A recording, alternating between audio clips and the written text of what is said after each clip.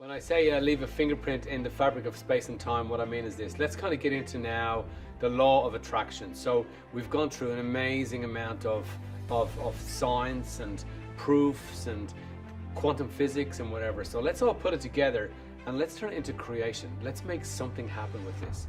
Now, the law of attraction was not so much, hocus pocus. It was actually more about science. So thought has energy. And energy then, such as the energy that creates matter, has weight, just like matter has weight. So if I come along and I take, for example, gravity and how gravity works. Let's say I take a sheet and I've got a big cloth sheet like a bedspread, and I get 4 people to hold that bedspread open, wide. And in the middle of that bedspread, I get somebody to drop in a billiard ball. Well, that bedspread is going to bend. Now, if I come along then, just like a roulette wheel, if I spin a roulette wheel and I put a ball in the middle and that ball runs around that roulette wheel, if I maintain that revolution and that energy and there's no gravity and I maintain that ball and that roulette wheel will spin around for eternity because there's no resistance, there's no gravity, there's nothing to stop it. So in other words, if I took that roulette wheel and I spun that ball around that roulette wheel in the center of our galaxy where there's no planets around, it would just go for eternity, for infinity. It would just keep spinning. Now, a thought does the same thing. So a thought leaves a fingerprint, a signature in the fabric of space and time. Just like the Earth leaves an indentation in the fabric of space and time, and it moves like this, and when it does and it moves like that, it creates gravity for the moon to revolve around. Because there's nothing else to pull away, it creates that gravity and everything circles around all of that. So now we do the same thing with a thought.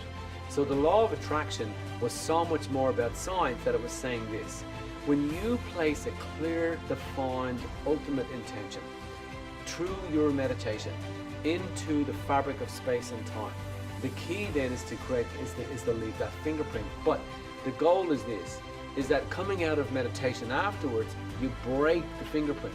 So you break the connection to that fingerprint. So what we need to do now is we need to compartmentalize that fingerprint that we've left in the fabric of space and time, and at the same time then reconnect with it in our conscious waking day. So we need to make a connection in our conscious waking day, and that's how thoughts work. So thoughts leave an indentation in that fabric. So now what we want to do is we want to make them become real. So to make them become real, we do this. First off, we don't change our mind in meditation. I mean, we don't get into meditation one day with one clear intention and then go into meditation the next day with a different clear intention before the first intention has become a reality. What we have to do is we have to get into meditation with no expectation, because in expectation you're back in your limited thinking brain again, and you don't want to be in your limited thinking brain. In meditation you want to be placing clear intention to leave that fingerprint in the fabric of space and time. And when you come out of your meditation, then every time that you find your old self arcing up and your old self speaking up saying things like this doesn't work, well, you have to go back driving your car into that state of emotion again and start to replant your fingerprint, which is the intention of what you want to create, into that fabric of space and time. But you can't change your mind in meditation by changing the work that you're doing every day. You have to go in there with a clear, fine intention without expectation, and you have to give it that intention every single day until the universe responds back.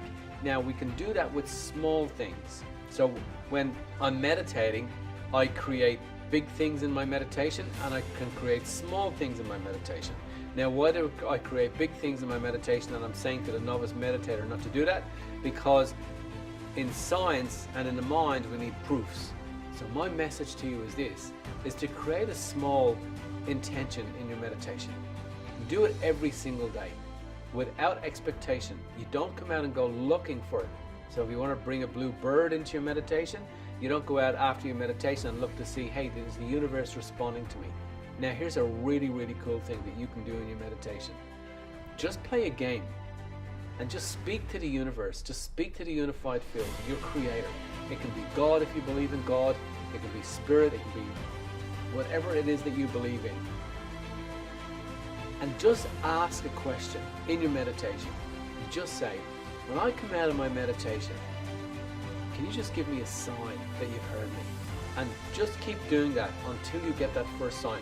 When you get that first sign, you know that your intention is working, you know that your mental capacity is improving, you know that you're being heard, you know that you're leaving your fingerprint in the fabric of space and time, and now it's time to get even more adventurous and more exotic in what you're doing.